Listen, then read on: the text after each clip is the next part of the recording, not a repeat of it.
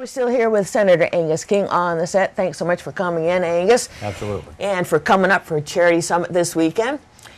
Being a Maine senator, what kind of responsibilities does that burden you with a state which has employment issues and environmental issues and so many? How do you take what's important to Mainers to what you bring to the table in Washington, D.C.? Well, that's the start of everything. I mean, that's sort of how I think about any issue.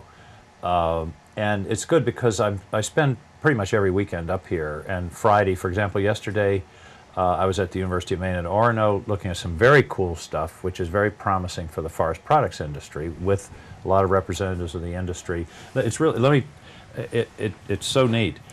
You've heard of 3D printing, where they can make objects out of you inject a kind of plastic and it makes the objects. Right. We're working on making the stuff they inject out of wood. Wow.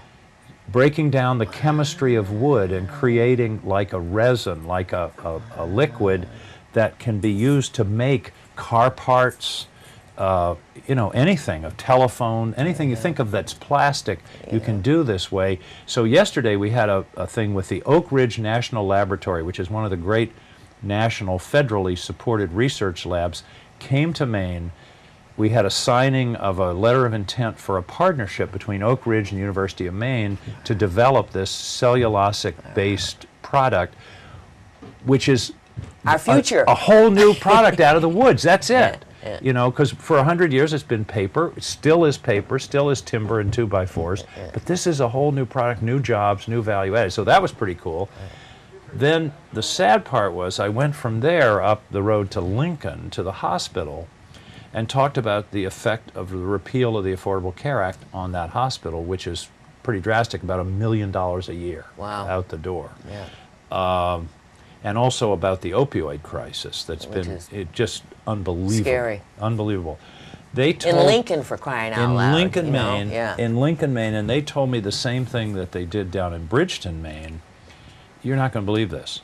25% of the babies born have drug problems. Oh my gosh. 25%. Wow. It's hard to even take that in. Right. So in answer to your question, that's the kind of thing that I work on when I'm up here, and so that's what I take back. I mean, that's what they hired me for, is to represent the interests of Maine. And things like the opioid issue are all over the country. Right. But particularly in rural states, West Virginia, I think, is the worst. And Kentucky, Tennessee, and Maine and New Hampshire. New Hampshire, well, we're now losing more than one person a day to overdose deaths.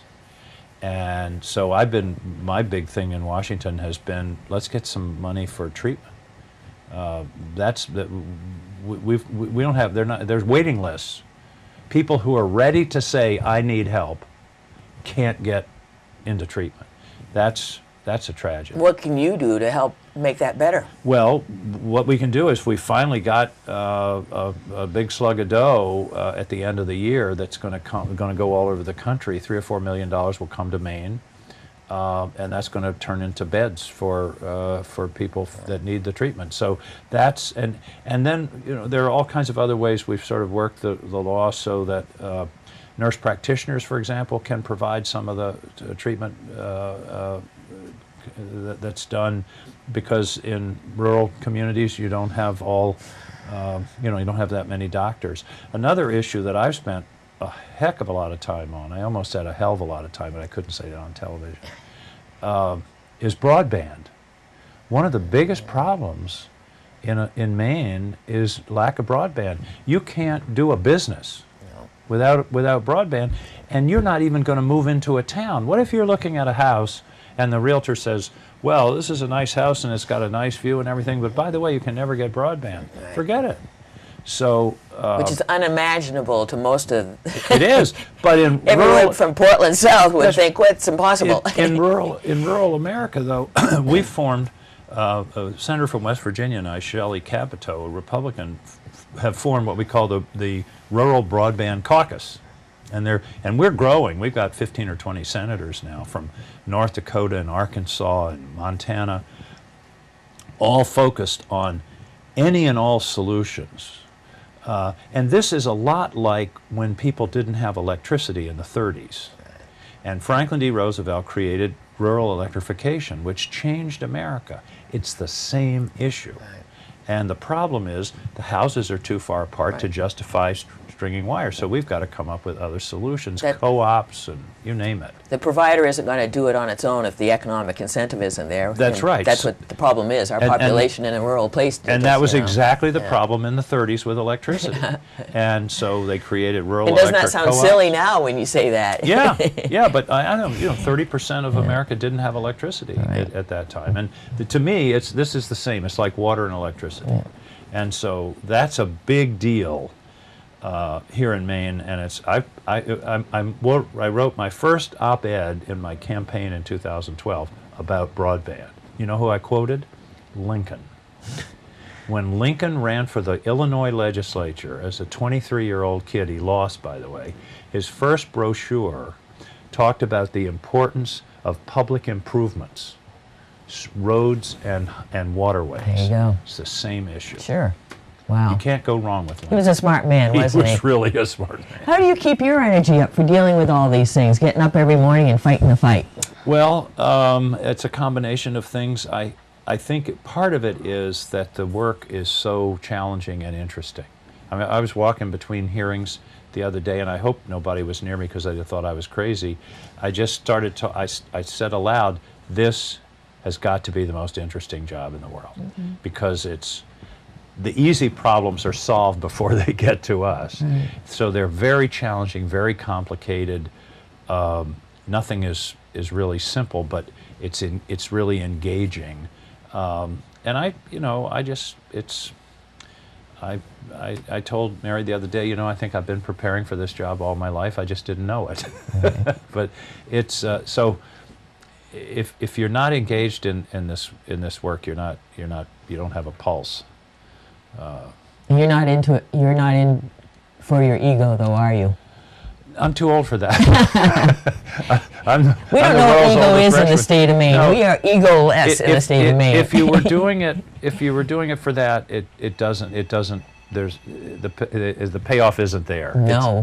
The payoff is in getting something done, seeing something change. Like this thing, you could tell how fired up I was about the thing up in Orono yesterday. That resulted from work that Susan Collins and I kicked off last spring to bring the federal agencies up here to look at the forest industry because of what's happened to paper. And to see it, as I said yesterday, this is a deliverable. This is something that's happened. We've got this partnership between these two labs, and we're going to see, the first thing they're going to work on is boat molds for Hodgdon Yacht down in Booth Bay to 3D print on a great big machine that's going to make a mold in a day that normally would take 3 months. Wow, that is so exciting. And to use wood-based nanocellulose is I just think it's great. That's totally what the state of Maine needs, because everybody thinks that our wood product industry is dead, but it's not. The world's always going to want wood products. That's right. And we just have to find our way of fitting into the new way. What I told one of the scientists yesterday, do you remember when we were kids we learned about George Washington Carver? He was a scientist who figured out 106 things you could do with peanuts. He was from the South. I want somebody to figure out 106 things you can do with wood. Here's another cool thing they're working on at the university that could be very big for us. CLT, I'm going to give you a new term, CLT, cross-laminated timber. Okay. It's wood that's put together in sandwiches, in posts, and they're now building 8-10-story buildings, tall buildings built of wood all over the world. And this is another. I want Maine to be the next Pittsburgh, building steel beams instead. They're going to be wood beams. So it's there's lots going on. You got my vote. I'm at it, man. Well, thank you so much for coming in. Hate to make you talk about politics when this is your time off. Well, I got the rest of the day, Nadine. Well, good. I'm glad we got some decent skiing for you. Oh, yeah. I think it's going to be much good. Better year this year than last year. We're all much happier here than we were last year. Yeah, and you know, the weather, you take it as it comes, but it's a great year thus far, and it reminds me of 2 years ago. Remember when we had all the snow 2 years ago? Right. But it's always, listen, if I'm a bad day at Sugarloaf is still a great day. That's what we think every single day of the year. Thank you so much for coming Thanks, in. Nadine. And hopefully Great to I'll see see you tonight at the dinner. I'll be there. Have a great day out on the slopes. Thank Stay you. with us, everybody. We'll be